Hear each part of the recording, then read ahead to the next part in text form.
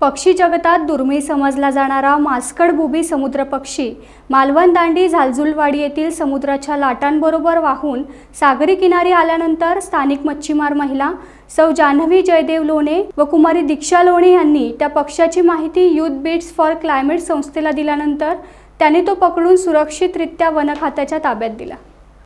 मालवण दांडी झालजुलवाडी येथे सोमवारी सायंकाळनंतर सौ जान्हवी जयदेव लोणे व कुमारी दीक्षा लोणे या समुद्रावर गेल्या असता समुद्राच्या लाटांमधून एक पक्षी किनाऱ्याकडे वाहत असल्याचे निदर्शनास आले।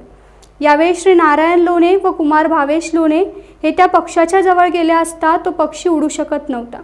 सौ लोणे यांनी लगेच युथ बीट्स फॉर क्लायमेट संस्थेशी संपर्क केला असता अक्षय रेवणकर व इकोमेट्सचे सदस्य भार्गव खराडे हे त्या ठिकाणी तातडीने पोहोचले व पक्षी मास्कड बुबी आहे असे समजले।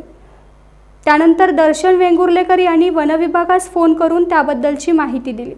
त्यानंतर युथ बीट्स फॉर क्लायमेट्स या संस्थेच्या ऑफिसमध्ये संस्थेच्या उपाध्यक्ष स्वाती पारकर व इकोमेट्सचे सदस्य अनिता पारकर व मनीषा पारकर यांनी पिंजरा जोडल्यानंतर अक्षय रेवणकर यानं मास्कड बुबीला पिंजऱ्यात सुरक्षित ठेवलं।